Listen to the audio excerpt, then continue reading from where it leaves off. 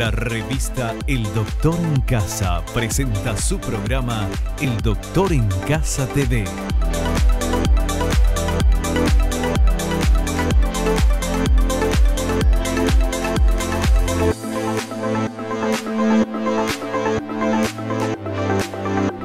El Doctor en Casa TV.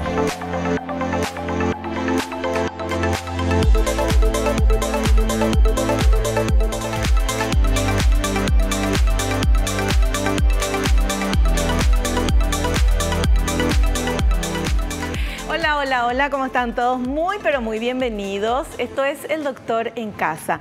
Hoy vamos a hablar de las alergias, qué las producen y cómo se manifiestan con la doctora Cintia Pérez. Ella es especialista en alergia e inmunología clínica. Y vamos a ver esta placa, por favor, que nos explica un poquito el tema que vamos a hablar con nuestra invitada. Las alergias son mecanismos de respuesta inmune exagerada del organismo a diferentes alergenos ambientales, alimentarios o medicamentosos, entre otros. Según el tipo de alergia, se realizan diferentes pruebas de diagnóstico. Pueden haber personas que no padezcan alergias, pero tienen la tendencia genética no dominante y los síntomas pueden desencadenarse en cualquier momento de la vida. La Organización Mundial de la Salud estima que para el año 2050 aproximadamente la mitad de la población mundial padecerá al menos de un trastorno alérgico. Y dando este prólogo a lo que va a ser nuestra entrevista, ahora sí voy a presentarles a nuestra invitada. Ella es la doctora Cintia Pérez, especialista en alergia e inmunología clínica, pediatra clínica, fellowship alergia infantil, en Roma, Ospedale Policlínico Agostino Gemelli de Roma, Italia, y secretaria de la Sociedad Paraguaya de Alergia, Asma e Inmunología. Y está acá con nosotros, doctora Cintia Pérez, bienvenida al programa. ¿Cómo estás? Muchas gracias por invitarme. Bueno, un gusto tenerte aquí hablando de este tema de las alergias, porque es para quien no tiene hijos alérgicos o no tiene alergia, es un tema más, pero para quien sufre alergia o tiene alguien en la familia con alergia, la vida cambia absolutamente con este problema, ¿verdad? Porque es una condición. Asimismo es, por decirlo, hasta una enfermedad sistémica, porque el que sufre una alergia o una patología alérgica muchas veces tiene otros padecimientos más, ¿verdad? Entonces sí, es algo que nos condiciona un poquitito y necesita un tratamiento, un manejo adecuado. Entonces es doctora, importante. ¿la alergia se cura? ¿Una persona que tiene alergia puede dejar de tener alergia? Mira, el alérgico tiene momentos buenos y tiene momentos malos. Entonces, en algunos pacientes uno ve que luego de un tratamiento va pasando y luego por años no tiene síntomas y quizás hasta deje de tener síntomas, entonces hablamos de curación. Sin embargo, hay otros que en ciertos momentos están bien, luego están un poco con más síntomas y pasan años sin síntomas y luego vuelven a tener, qué sé yo, en la edad adulta, por ejemplo, si le vimos desde pequeño. Entonces sí, algunos podemos decir que llegan a tener esa curación, pero cada paciente es diferente. Claro, pero se puede controlar la alergia, no sé, con medicamentos, con qué sé yo, con tratamiento. Mira, si bien hay, por ejemplo, en el caso del asma, hay asmas severas, hay asmas graves, ¿verdad? También hay pacientes con rinitis alérgica severa, sí, a veces con comorbilidades, porque a veces el que tiene una alergia ya tiene otra vez otras enfermedades que se relacionan con la falta de tratamiento de lo primero. Claro. Hay tratamiento, sí, hay tratamiento, hay muy buenas medicaciones, hay buenas terapias, entonces lo ideal siempre es manejarlo de una manera adecuada, ¿verdad? Con la mínima medicación posible, que es lo que procuramos en el tratamiento. Perfecto. Bueno, este es el tema que vamos a hablar hoy. Ahora vamos a hacer un pequeño corte, enseguidita volvemos. Estamos en compañía de la doctora Cintia Pérez, especialista en alergia e inmunología clínica. Volvemos ya.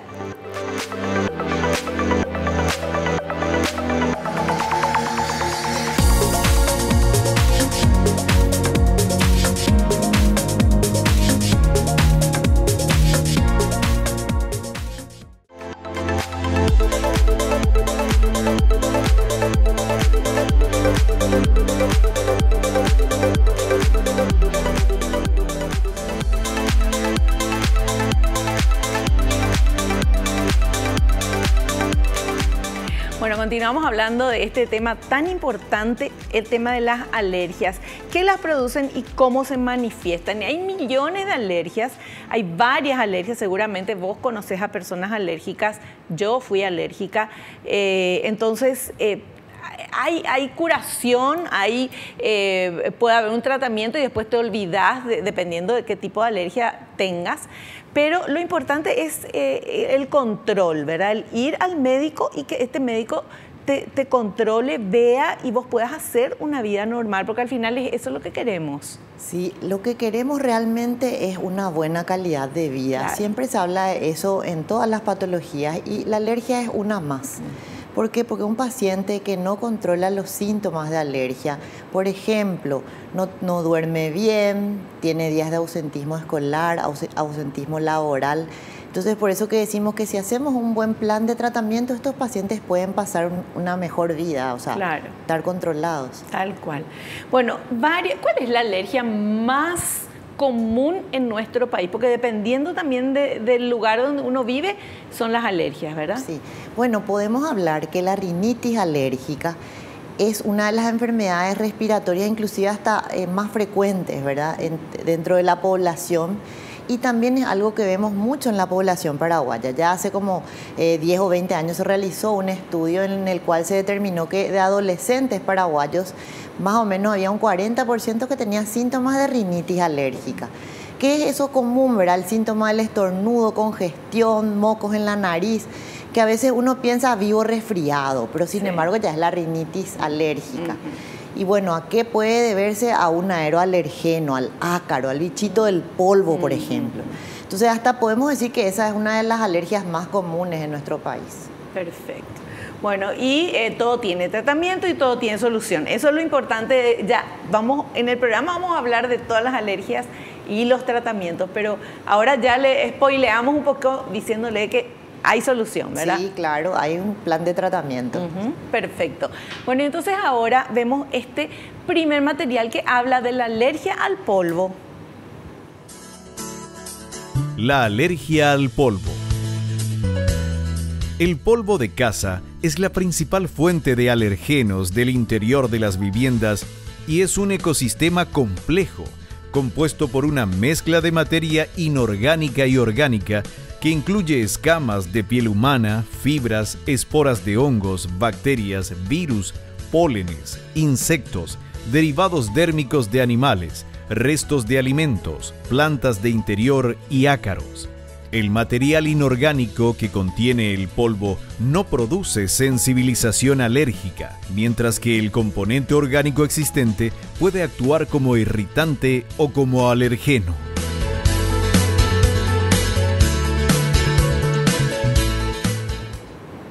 Bueno, es así, doctora. Es así. Estábamos hablando ya un momentito antes que me hiciste la pregunta de cuál es el alergeno más frecuente.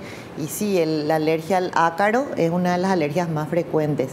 Vamos a decir de que quizás por las condiciones climáticas, la humedad, el tipo de temperatura que tenemos en nuestro país, ¿verdad? Porque vemos que en otros países hay muchas alergias a pólenes, por ejemplo. Sí. Entonces, sí. El ácaro es un factor importante de descompensación también de los alérgicos. Y veíamos ahí en las imágenes del material que había una mano de una persona que estaba limpiando con no sé si era una esponja o un paño o algo, el polvo. La manera de la limpieza en la casa o en los lugares donde estamos, ¿cómo tiene que ser, doctora? Bueno, mira, realmente no podemos decir de que podemos eliminar al ácaro totalmente, porque es un microorganismo microscópico que se alimenta de las escamas de nuestra piel. Sí. Entonces, ¿dónde vamos a encontrarlo? Vamos a encontrarlo en la almohada, en el colchón. Entonces, no vamos a poder eliminarlo 100%, pero por ejemplo, si asoleamos la casa, entonces ahí podemos disminuir el nivel de los ácaros. Y la limpieza, ¿cómo hacerla? No hay que barrer. O sea, claro, si un niño es alérgico, una persona adulta es alérgica, lo ideal es no barrer, sino con un trapo húmedo, por ejemplo, que no levante ese polvo que puede tener los ácaros. Claro. Entonces, esa es una de las maneras. Después quizás hayan algunos productos... El plumero, por ejemplo, tampoco. Eso no, ¿verdad? Porque ahí vamos a levantar y bueno, ahí vamos a ver... A veces la gente ya nos viene y nos cuenta que cuando limpia la casa y cuando hace ciertos movimientos... Entonces, ahí tienen los síntomas. Claro. Y bueno, y después lo ideal es también de que cuando hay un niño o una persona alérgica al ácaro, que ya no tenga ciertas cosas, por ejemplo, alfombras, que no tenga unos cortinados gruesos, que no tenga muchos almohadones en el sofá. Entonces ahí vamos a disminuir los lugares. Peluches en el dormitorio, ¿sí? Y también este tema de las revistas viejas, los libros acumulados, porque en todos esos lugares podemos tener más ácaro. Entonces, lo primero, antes de cómo limpiar, sería cómo disminuir un poco la presencia de esos microorganismos. Claro, perfecto. Bueno, interesante porque alergia al ácaro, alergia al polvo, eso está en todos los lugares, ¿verdad? Pero, no sé, preferir cosas de plástico, de vidrio, digo, muebles, a los tapizados, ¿verdad? Sí, o si no, tener, no sé, una aspiradora, qué sé yo, no sé, ¿verdad? Son medidas simples, ¿verdad? Tener cosas simples sin tantos adornos. De repente puede ser que a alguien le guste mucho, pero quizás la decoración minimalista sería algo que nos ayude a no tener tantas cosas acumuladas. Sí. Y luego lo que usted dice, el aspirador, y bueno, en general eso. Perfecto. Bueno, y vemos ahora este otro material, por favor, que habla de causas de la alergia a los ácaros. Causa de la alergia a los ácaros. Las partículas fecales producidas por los ácaros son la principal fuente de alergenos. Cada ácaro puede producir diariamente unas 20 partículas fecales con capacidad de ocasionar síntomas alérgicos, incluso tras la muerte del ácaro. En los últimos años se ha avanzado extraordinariamente en el estudio de las características de los alergenos de los ácaros y se han identificado más de 20 grupos moleculares diferentes, muchos de ellos proteínas extracelulares con actividad enzimática.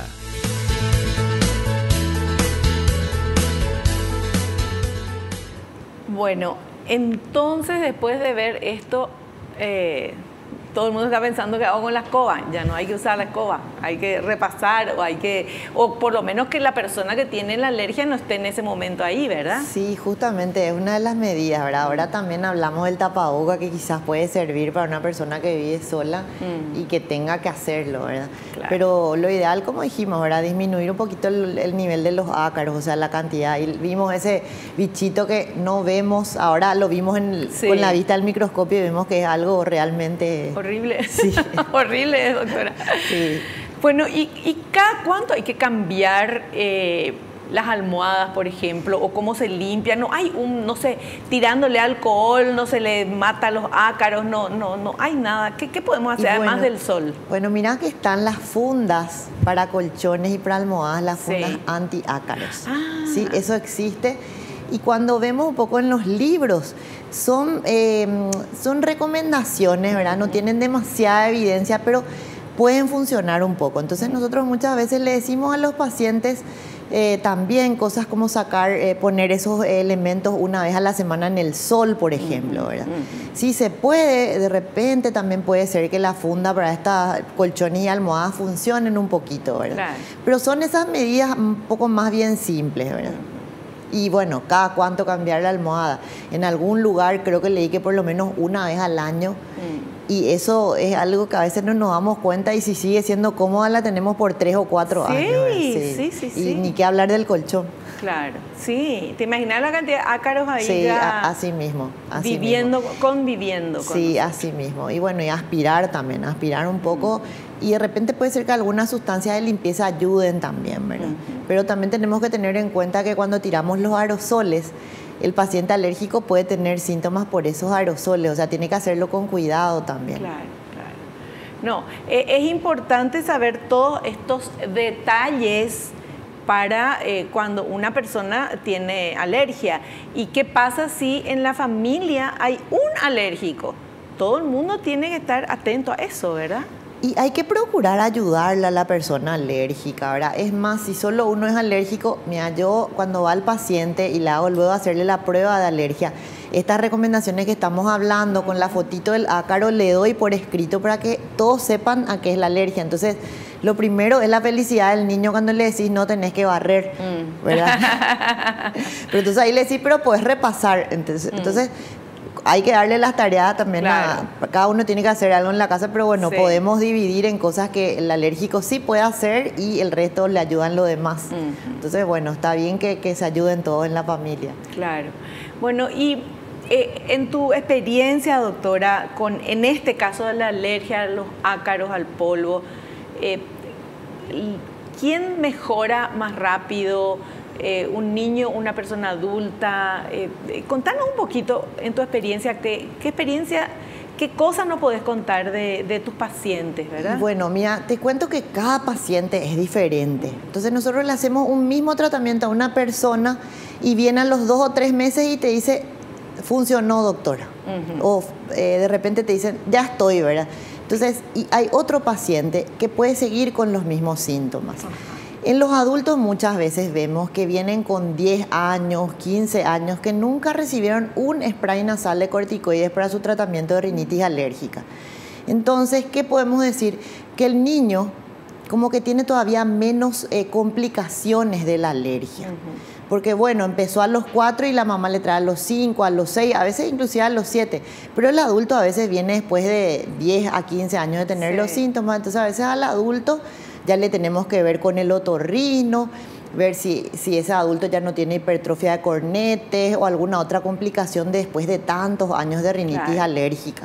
Pero eso es individual. Hay algunos adultos que con un periodo de 2 a 3 meses de tratamiento, por ejemplo, en el invierno, uno le vuelve a ver al año siguiente.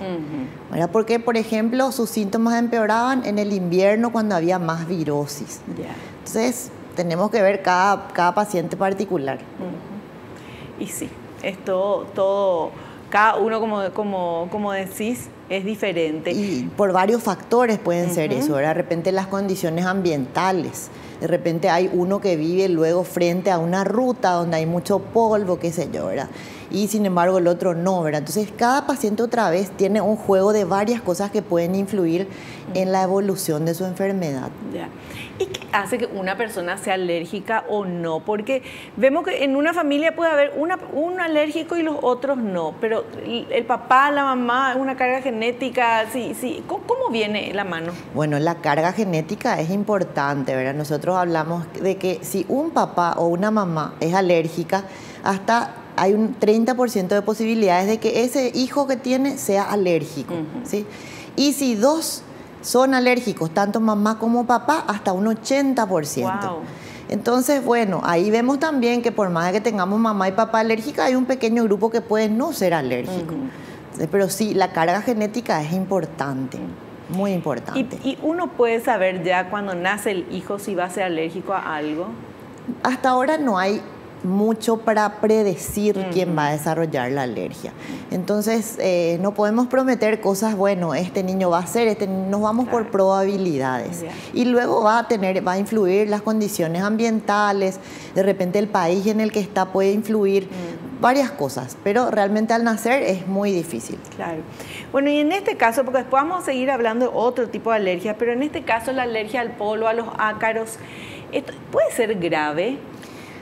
Puede ser. O da nomás estornudos y qué sé yo. Puede ser grave porque un niño alérgico al ácaro puede manifestarse con síntomas respiratorios, tanto nasales, que son la rinitis, o también pulmonares, como es el asma, ¿sí? Por eso hablamos del asma alérgica. Claro. Si bien el asma alérgica va a ser más frecuente por alergenos, más frecuente hasta el 80% en los niños, en los adultos va a ser un poco menos frecuente, va a haber otras causas más. Entonces puede haber asma alérgica, puede haber rinitis alérgica. Ese niño con rinitis alérgica puede complicarse con sinusitis a repetición, ¿verdad? Puede tener trastornos faciales, esos dientes mal posicionados. Esas infecciones pueden complicarse otra vez, ¿verdad? Y en cuanto al asma, el asma puede ser un tipo de asma grave que lleva a crisis asmáticas que pueden tener que internarse, incluso llegar a terapia. Entonces sí, puede llegar a ser grave la alergia. Perfecto. Bueno, vamos a hacer un pequeño corte y a la vuelta continuamos hablando con la doctora Cintia Pérez sobre todo este tema tan importante de las alergias.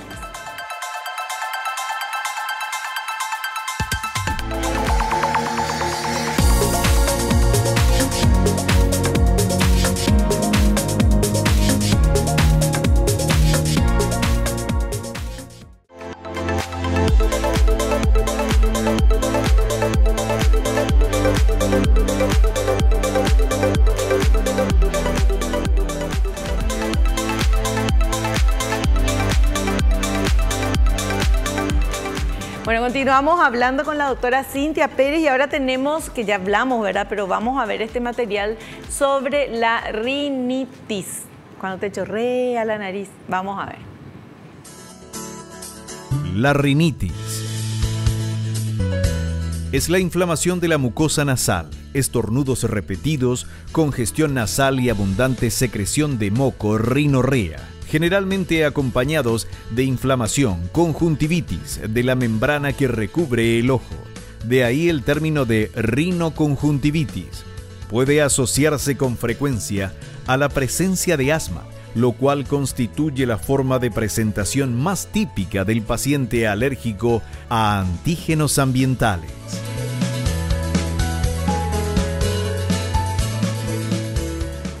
Y bueno, acá vemos la rinitis alérgica que estábamos hablando antes. Sí. Y muchas veces la gente ya piensa que esto es normal, que es normal vivir con ese estornudo, esa congestión, pero sin embargo esto no es normal y muchas veces dormimos mal, vivimos mal porque no tenemos un tratamiento a esos síntomas. Y en los niños, como te expliqué, ¿verdad? Que las mamás nos vienen a contar, vive resfriado mi hijo. Entonces tenemos que saber que eso probablemente es rinitis alérgica y que tiene un tratamiento. ¿Sí? Entonces, bueno, cuestión de que siempre tenemos que tener un asesoramiento correcto en cuanto a estas enfermedades. Pero es tan importante lo que estás diciendo porque muchísima gente dice, no, yo soy alérgico o alérgica, tengo rinitis y ya es como que ya tiene el título y ya, bueno, y ya va por la vida con eso y no tiene que ser así. Hay un tratamiento para que no esté con esa rinitis siempre. Y justamente podemos diferenciar de que hay algunos pacientes que tienen una rinitis leve, intermitente, ¿verdad? Entonces tienen un tipo de tratamiento. Muchas veces vemos que por error la mayoría de los pacientes que tienen inclusive esta rinitis leve se manejan con antihistamínicos sedativos, ¿verdad? Que producen sueño, por ejemplo, que es la clorfeniramina. Entonces, por error. Entonces, hasta quizás ese que tiene un síntoma leve tendría que tener un asesoramiento para saber qué puede tomar. Claro. ¿Sí? Y también, más aún el que tiene más síntomas, el que tiene un síntoma severo, que a veces empeora en el invierno, en el caso de las criaturas que empeoran todos sus síntomas de alergia con las infecciones. Sí. Entonces a veces a esos niños le hacemos un plan de tratamiento en el invierno. ¿Qué spray nasal va a utilizar? ¿Qué antialérgico va a utilizar? Y es importante para que ese niño, si bien nos vamos a evitar, no vamos a ponerle en una burbuja a nuestro niño, porque quizás igual va a tener alguna infección y alguna recaída, esa recaída va a ser menor.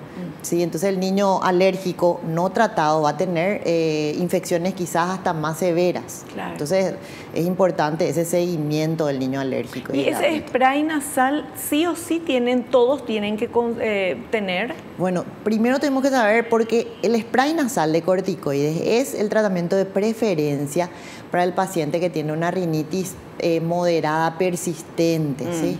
Entonces tenemos que poner por un lado, porque no confundamos con las gotitas que tienen estas nafazolina, todas estas cosas que son otro tipo y que dan una rinitis medicamentosa. ¿Sí? Estos son los que no deberíamos usar. Los sprays con corticoides son los que sí deberíamos usar y deberíamos como médicos indicarle a nuestros pacientes que tienen las rinitis persistentes, severas. Y entonces es un tratamiento que se usa por un tiempo prolongado que luego se suspende sin tener recaídas. O sea, tampoco hay acostumbramiento a esto, como sucede en las gotitas. Con las gotas, doctora, ¿cuánta gente hay que no puede respirar si no se pone las gotas? Así mismo. Y después deja, o no, hay una marca que ya no se está trayendo, están todos desesperados buscando. Yo sé porque conozco gente que está así y ahí comienza. O sea, eso es medicamentosa, es su alergia. Eso es porque puede ser que de base tenga una rinitis alérgica, pero esta medicación también suma otra vez a una rinitis medicamentosa. Entonces vos usás 2-3 días estas gotitas y después empeora el cuadro. Entonces, y usás otra vez las gotitas. Y usás otra vez, buscás, ¿verdad? Entonces, lo ideal son los antihistamínicos de nueva generación, que hay muchísimos muy buenos, algunos que prácticamente no tienen efecto sedativo, y también los corticoides nasales. Para los que tienen un cuadro más persistente, ¿verdad? Severo, están también los tratamientos como la inmunoterapia o vacuna de alergia, que es ya para el paciente que ya tenemos a queso alergia, reconocemos, ¿verdad? Ya vemos que es algo persistente en el tiempo, entonces se empieza ese tratamiento que es a lo que uno fue alérgico, se hace en dosis creciente, de a lo que es alérgico, por una manera sublingual o inyectable. Entonces ese es el tratamiento que procura la curación del paciente. Cuando me hablaste de curación, ¿verdad? Entonces te cuento, hay tratamientos que quieren cambiar la respuesta inmunológica, como es la inmunoterapia o vacuna de alergia. Y a su vez, otra vez va a haber pacientes que van a tener una excelente respuesta a esta medicación, a la inmunoterapia, y otros menos. Entonces, es un tratamiento largo. Pero bueno, tenemos que ir evaluando cada paciente y hacer la combinación. A veces no es un solo medicamento, a veces es una combinación por un periodo y luego en cierta etapa del año ir sacando y ver qué tal va sin esas medicaciones. Sí, pero por eso hay alergias que después ya no vuelven. Claro, sí. Cada vez que hablamos de alergia yo cuento, ¿verdad? Yo cuando era chica era alérgica al pasto. Yo no podía pararme en un cumpleaños, en un jardín o lo que sea en el pasto porque las piernas me salían ronchas, como que me picaba algo. Y era la alergia al, qué sé yo, que tiene el pasto. Bueno, y sí, mi mamá imagínate, probablemente tu cuerpo hizo esa tolerancia natural. No, me fui al médico. Ah, pero recibiste tratamiento. Sí, inyecciones, doctora. Ah, ok, hiciste la inmunoterapia. La inmunoterapia. El doctor Ratti, que ya no está, él me trató y era chica yo, o sea, me acuerdo porque eso te queda como una cosa que no te puedo olvidar, de que todo el mundo jugaba en el pasto y yo no podía pisar el pasto, ¿verdad? Sí. Pero nunca más en la vida, ¿verdad? Puedo estar en el pasto, puedo estar en todos lados sin problema. Por eso digo, hay alergias que dependiendo del tipo de alergia, dependiendo del tratamiento, vos después ya te olvidás de eso. Y justamente adquiriste esa tolerancia que hablamos, ¿verdad? Que a veces puede ser una tolerancia hasta naturalmente que el niño adquiera, pero muchas veces... No me digas que también y no, porque vas a ver de que hay niños que quizás no hicieron todo esto que vos hiciste y con el tiempo terminó los síntomas, otros no, ¿verdad? Claro. Pero hay algunos niños que ya cuando vienen al consultorio le hacemos la prueba, ya hace un tiempo que están con estos síntomas, entonces ahí sugerimos hacerle la inmunoterapia para que adquieran más rápido esa tolerancia al alergeno. Lo más frecuente es la alergia al ácaro y que más hacemos la inmunoterapia. Perfecto. Bueno, vamos ahora con otro material que habla de la alveolitis. A ver. La alveolitis se produce por la afectación de la porción final del árbol respiratorio, alveolos, en relación con la exposición a polvos orgánicos, hongos, heno mohoso, paja y grano, pulmón del granjero, polvo de excrementos de palomas, pulmón del criador de palomas.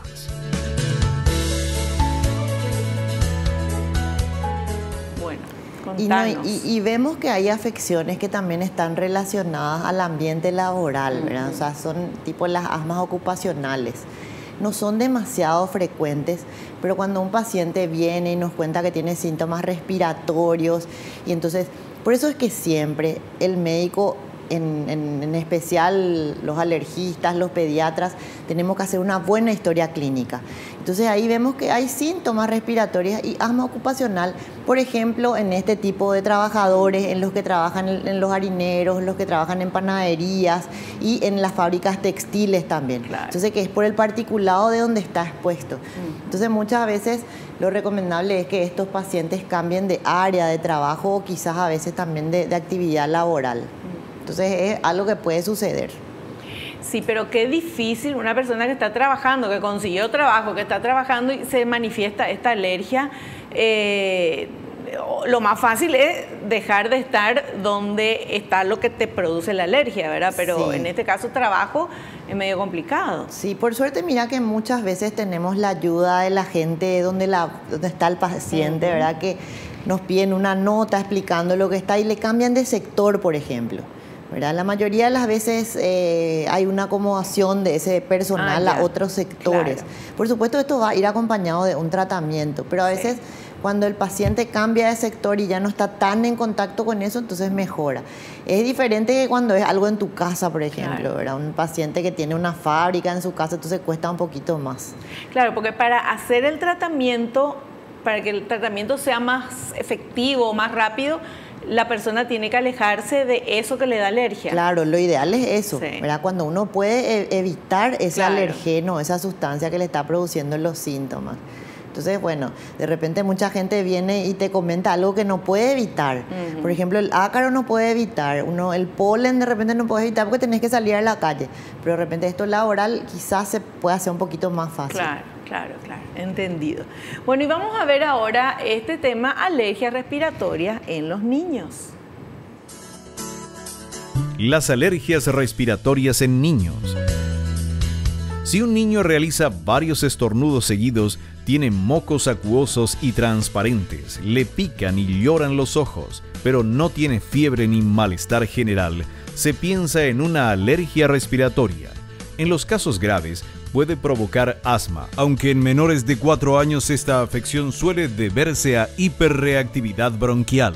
Estos niños suelen tener sibilancias en el pecho que se agudizan con las infecciones respiratorias. Si no se agudizan, se sospecha de alergia. No se nace con la alergia respiratoria, sino con la predisposición genética a desarrollarla. Para que los pequeños se hagan alérgicos, deben entrar en contacto con el alergeno. Si es alérgico a algún alimento, tiene muchas probabilidades de desarrollar también una alergia respiratoria.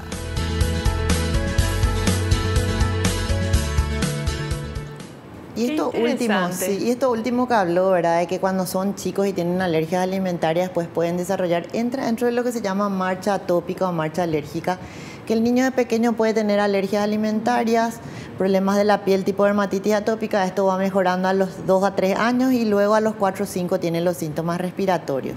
No es que siempre se va a dar esto, pero nosotros cuando hacemos la historia clínica vamos a preguntar, así como le preguntamos mamá o papá alérgico, o en adultos preguntamos, ¿hay familiares alérgicos? También preguntamos el antecedente personal del paciente, y si nos dice que tuvo dermatitis o que tuvo alguna alergia alimentaria, pensamos de que probablemente sí es alérgico el problema. Entonces nos ayuda mucho esa historia que nos pueda contar el paciente.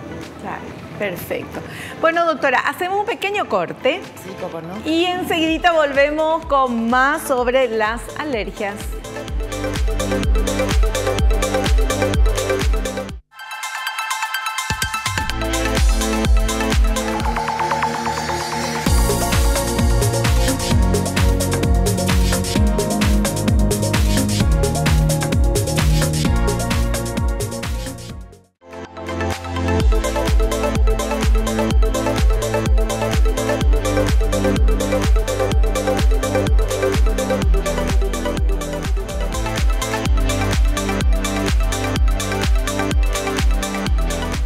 Bueno, y ahora vamos a ver el material que habla de los síntomas de alergia por alimentos, que vemos siempre en las películas, de repente que alguien come algo y se le inflaman los labios y que no puede respirar. Bueno, pasa eso y vamos a ver.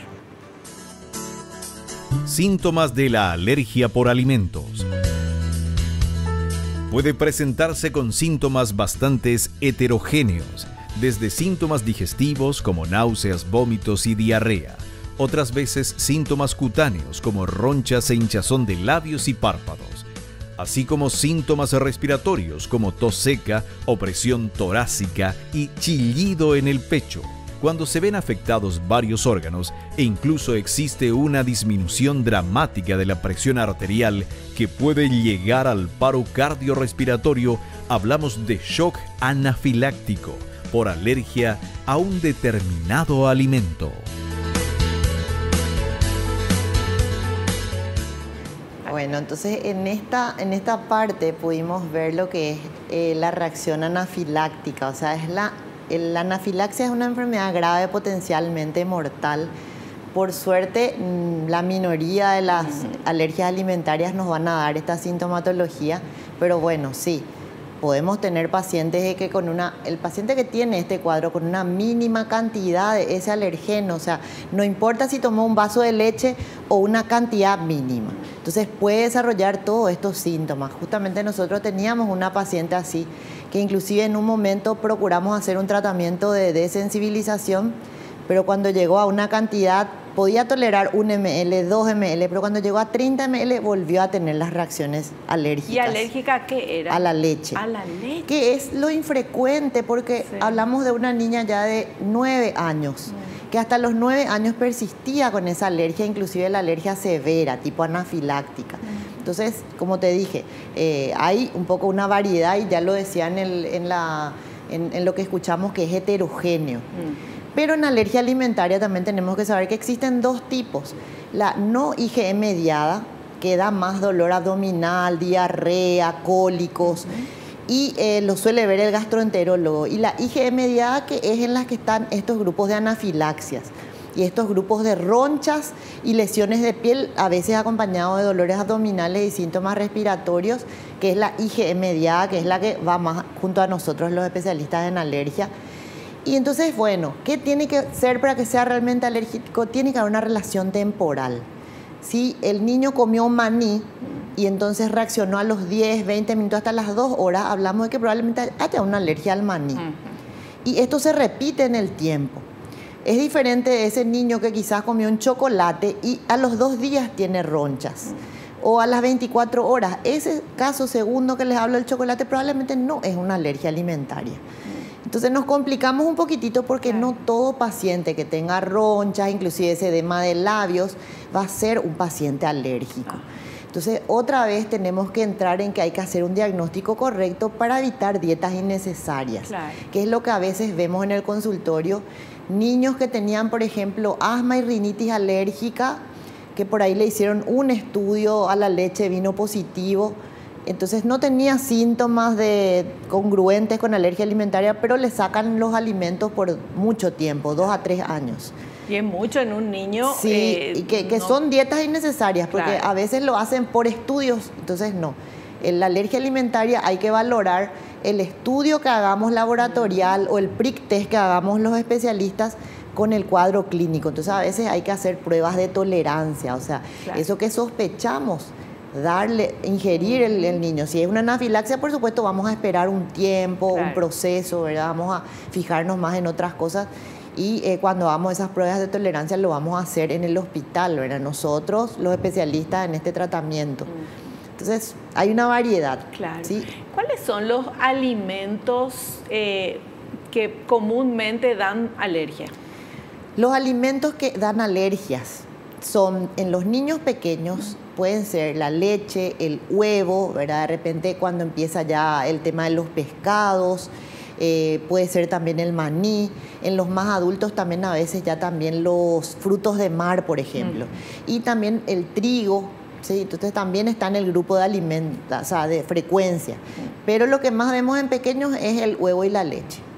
¿Y hay alguna diferencia entre los niños que tomaron leche materna y los niños que no fueron amamantados con la leche de la mamá?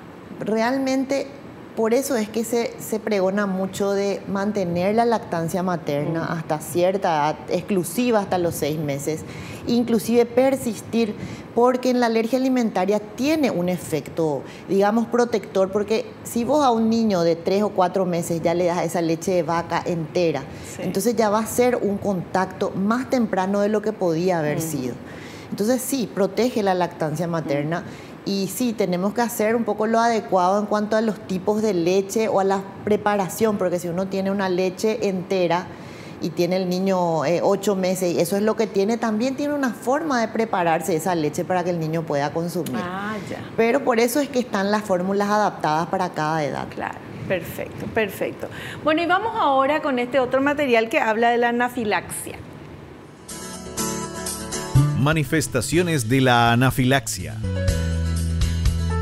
Cutáneos, picores, sobre todo en palmas, plantas, genitales y conducto auditivo. Calor, enrojecimiento de la piel, ronchas e inflamación de la cara, genitales u otras partes del cuerpo.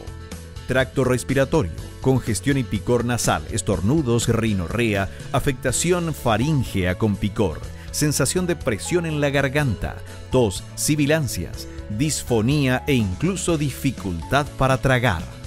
Digestivo, náuseas, vómitos, diarrea, dolor abdominal. Shock anafiláctico, cuando hay afectación del sistema cardiovascular con hipotensión, taquicardia, mareos o pérdida de conciencia. Terrible esto, doctora. Sí, y esto es lo que hablamos, que es la afección alérgica potencialmente mortal. ¿Verdad? Lo demás es como que crónico, como que de repente vamos pasando, pero esto, cuando uno nota que tiene esto, ya es para tener una instrucción de qué es lo que tiene que hacer. Porque el tratamiento de la anafilaxia es la adrenalina. ¿Sí? Inclusive muchas veces cuando hacemos encuestas de tratamientos en urgencia de estos pacientes, muchos de ellos no recibieron la adrenalina. Porque hay un miedo también a hacer la adrenalina por los efectos colaterales que pueden tener. Pero en la anafilaxia puede ser la diferencia entre la vida y la muerte. Claro. ¿Sí? Entonces es apropiado hablar de eso, de que la anafilaxia, que es la afectación de dos o más sistemas, por ejemplo, piel y sistema respiratorio, o piel gastrointestinal, o piel cardiovascular, esa hipotensión, bueno, hablamos de anafilaxia, y el tratamiento es adrenalina intramuscular. Sí. O sea, al paciente que alguna vez tuvo esto, nosotros tenemos que darle inclusive le decimos, bueno, acá está la adrenalina, esta es la forma de aplicarse, le escribimos, tienen que tener. Y la hacemos en el cuaderno, muchas veces tienen por años, quizás no lo van a usar porque quizás se cuidan y no van a tener otra anafilaxia. Pero hay casos de que sí. Que después la mamá te cuenta, doctora, mi hija tuvo este evento, le hice la adrenalina y salió.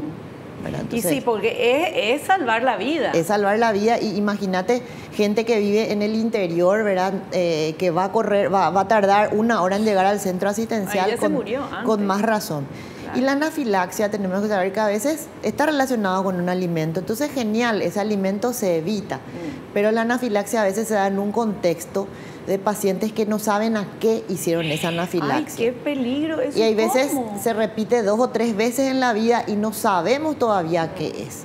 Algunas veces un niño que come un alimento que luego está a la hora del recreo, hace ejercicio y después tiene la anafilaxia, que es la anafilaxia por ejercicio inducida por alimento. Entonces también tenemos una variedad en anafilaxia. Claro. No, pero qué importante es eso. Yo conozco un tío mío, él es alérgico a las avispas. Entonces, vive con su inyeccioncita donde se va, tiene por las dudas, porque no te vas a ir a poner que te venga a picar, pero por ahí. Y entonces tiene, y eso es adrenalina, entonces lo que tiene, ¿verdad? Puede ser que tenga adrenalina, porque algunos pacientes solo tienen un antialérgico y un corticoide. Pero lo ideal es la adrenalina si ya tuvo una anafilaxia. Y estos son los pacientes que ya sufrieron anafilaxia, que quizás sean los candidatos a una desensibilización. Por supuesto, hay algunos que van a querer hacerlo y otros que no, porque es algo que tenés que hacerlo siempre y quizás la picadura no se va a repetir tantas veces. Ay, no sé yo, pero te imaginas saber que hay algo que te puede... Sí. Qué bárbaro. Es un poco complicado. Sí. Bueno, vamos a hacer un cortecito, volvemos enseguida.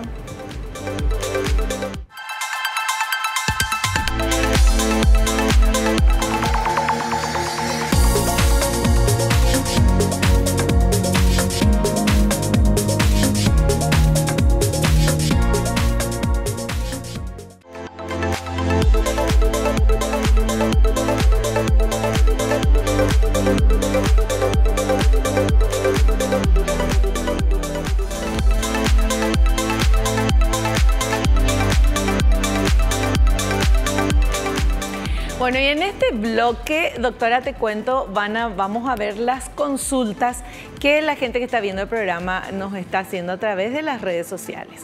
Vamos a ver entonces esta primera pregunta para nuestra invitada. ¿Algunos jabones, perfumes o maquillajes pueden producir alergia? Bueno, justamente ahí tenemos que diferenciar de que hay algunas sustancias que pueden ser irritativas, no ser alérgicas propiamente dichas y darnos síntomas. Pero por otro, entonces esto puede ser que a veces nos dé síntomas, a veces no. Pero por otro lado, hay algunos cosméticos, jabones, sustancias, perfumes que siempre que lo usemos nos van a dar unas lesiones en la piel, que ya es la dermatitis de contacto. Entonces, la respuesta es sí. Claro. Hay sustancias, entonces tenemos que ser un poco meticulosos en ver qué es lo que nos está produciendo el síntoma y si no logramos ver a qué precisamente, qué cosmético, entonces hay unas pruebas que se llaman test del parche. Entonces con eso nosotros podemos llegar a identificar qué componente del cosmético, del labial, lo que es para pintarse las uñas o cualquier otra cosa, qué componente, entonces ya para buscar, por ejemplo, maquillaje sin eso, claro, o perfumes sin esos. Sí. Es que, y muchas veces da alergia después, en el tema maquillaje, da alergia después de usar mucho tiempo algo. A mí me pasó con el pegamento de pestañas. Yo me ponía pestañas postizas para venir al programa, no sé si se dieron cuenta, ya no las uso. Hermosas mis pestañas, todo, pero me ponía con el pegamento, ¿verdad? Y después una vez se me hinchó el ojo, así se me quedaba como si fuera una línea roja que me picaba y que qué sé yo, y era el pegamento. Ya. ¿Y no volviste a usarlo? No volví a usar, no volví a usar. Ahora es la naturalidad en persona. Bueno, y no volví a usar, doctora, porque, o sea, y volví a usar porque soy coqueta y después plop, otra vez. Ahí hiciste tu prueba de tolerancia. Claro, o sea, ahí ya te das cuenta de que es eso. Quizás, bueno, ahí habría que ver qué componente de ese pegamento otra vez se puede llegar hasta eso. Claro, claro. Bueno, vamos con la siguiente pregunta. Mi hijo suele tener tos seca por las noches. ¿Podría deberse a una alergia? Justamente en los niños muchas veces el asma alérgica puede manifestarse solo con tos. O sea, ese niño asmático inclusive no llegará a tener esa sibilancia o ese chillido que te haga correr a la urgencia. Entonces ahí que de acuerdo a la edad del paciente se va a empezar un tratamiento y vamos a ver si mejora con eso. Por supuesto que hay que ver otras cosas también, porque ese niño que tiene, por ejemplo, esa tos nocturna que dijimos que puede ser asma, tenemos que ver si también está con síntomas nasales, entonces puede ser que a la noche ese goteo nasal anterior que tenga, cuando se acuesta haya un goteo posterior, o sea, puede ser una rinitis alérgica también. Entonces, por supuesto, una tos nocturna persistente puede ser debido a alergias. Perfecto. Otra consulta, a ver. ¿El humidificador afecta a una persona con alergia respiratoria? Bueno, en cuanto al humidificador, si por ejemplo estamos en épocas muy frías, que tenemos calefacción, cosa que yo no sé si en todas las casas somos, o sea, entonces ahí puede servir porque de repente se seca la vía aérea y entonces el humidificador va a ayudar un poquito. Pero en general el humidificador va a aumentar la humedad, por supuesto, ¿verdad? Que tiene que ser entre 40 y 60% aproximadamente. Entonces lo que se aconseja es que si vamos a tener un humidificador, optemos por los que tienen para medir la humedad. Entonces ahí sí utilizarlos, porque si producimos más humedad de la recomendable, entonces ese ácaro o ese hongo que prolifera en la humedad va a aumentar y entonces puede empeorar los síntomas de la alergia. Entonces tiene sus cosas el tema del uso del humidificador. ¿Y para qué se usa? O sea, ya sé que para poner más humedad en el ambiente, pero ¿quién necesita eso? Y bueno, no sé si es algo muy necesario, pero de repente una criatura que de repente se congestiona cuando hay un ambiente muy seco, los niñitos pequeños que de repente tienen estos resfríos y se les tranca un poquito la nariz. Ya. Y bueno, en las épocas de que no hay tanta humedad, por supuesto, ¿verdad? Claro, perfecto. Bueno, doctora, queremos agradecerte la presencia. Terminó nuestro programa, está terminando. Gracias por venir, por tu tiempo, por explicarnos tan pero tan bien y queremos invitarte a otro programa. Muchísimas gracias a usted, Vivi. Un placer siempre conversar contigo y hablar un poquito de este tema que nos gusta, que es la alergia. Perfecto, muchas gracias. Nosotros nos despedimos hasta el próximo programa, si Dios así lo permite. Y no te olvides lo que te digo siempre, porque es cierto, naciste para ser feliz. No te conformes con menos. Chao, chao.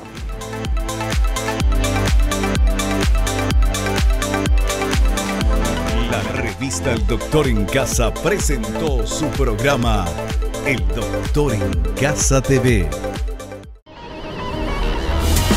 Fue una realización de Alicante.